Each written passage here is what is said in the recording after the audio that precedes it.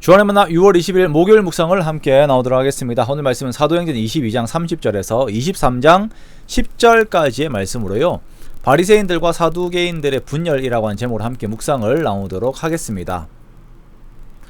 자, 오늘 본문에서는 공회 앞에 모인 바울이 유대인들의 허점을 잡음으로 인하여 이들이 분열되는 모습들을 보여주고 있습니다. 그리스도인들에게 있어서 기도의 삶을 사는 것은 참으로 중요합니다.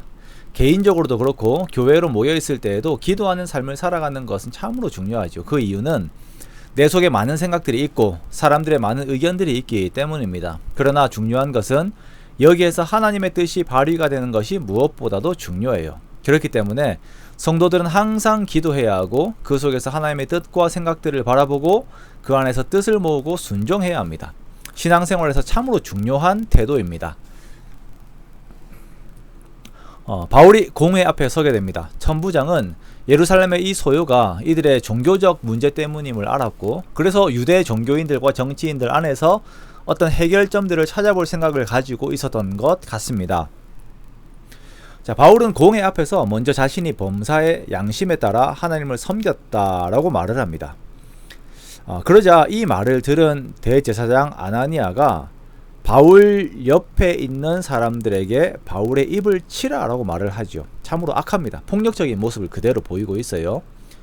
의도치 않게 이 모습은 어제 이제 바울이 말하였던 그 다메섹에서의 그 경건한 아나니아, 이름이 똑같잖아요. 경건한 아나니아와의 비교된 모습을 보이고 있습니다. 바울은 그에게 말합니다. 회칠한 담이여, 하나님이 너를 치실 것이다. 내가 나를 율법대로 심판한다고 앉아서 율법을 어기고 나를 치려 하느냐라고 이렇게 말을 해요. 자, 먼저 바울은 대제사장 아나니아가 대제사장인지 몰랐습니다. 그리고 그가 율법에 의거하여 합당한 선고를 하지 않고 폭력을 행사하려 한 불법적인 것을 율법에 근거하여서 맞대응을 합니다. 자, 그러자 옆에 있는 사람이 바울을 향하여 내가 하나님의 대제사장을 욕하느냐라고 호통을 치지요.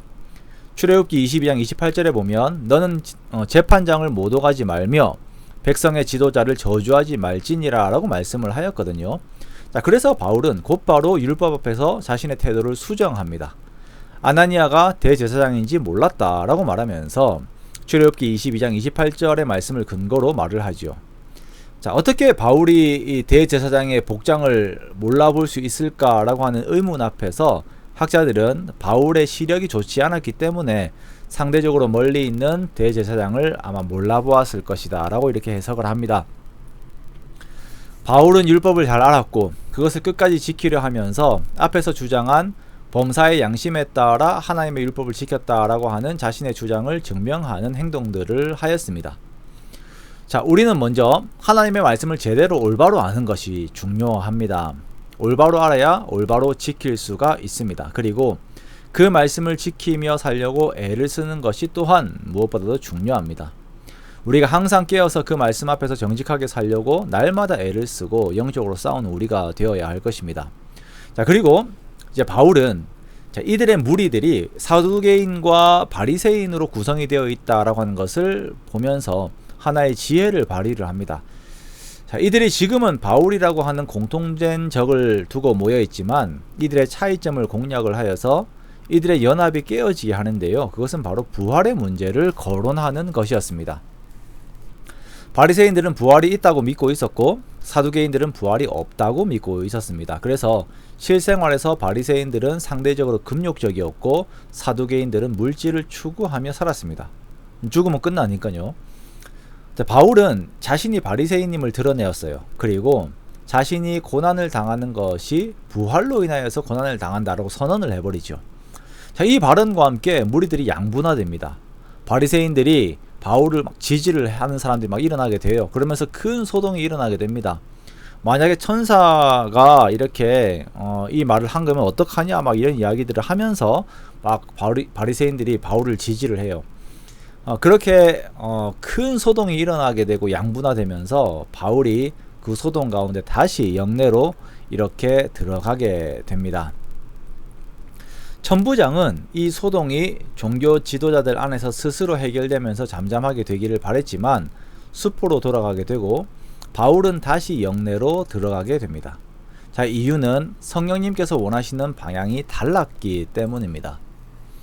11절에 보면 그날 밤에 주님께서 바울 곁에 서서 격려하시면서 말씀을 하시죠.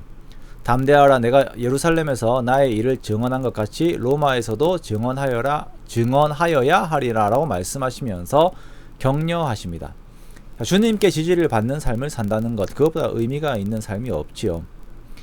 바리새인들과 사두개인들은 자신들의 의견들과 주장하는 바를 따라서 분열되고 혼돈에 빠졌습니다. 그러나 바울은 그리스도께서 원하시는 바에 자신의 삶의 초점이 맞추어져 있음으로 인하여 안정이 됩니다. 게다가 주님께서 직접 격려해 주심으로 그 초점이 더욱 또렷해지는 것을 보게 됩니다. 우리들의 삶들이 그러한 삶이 되기 원합니다. 주께서 주신 사명 안에서 주의 격려를 끊임없이 받으며 주께 순종하는 우리가 되기 원해요. 그렇게 정말 주님과 동행하며 주님 만날 날을 향하여서 걷는 저와 여러분의 복된 삶들이 되시기를 주님의 이름으로 축원합니다.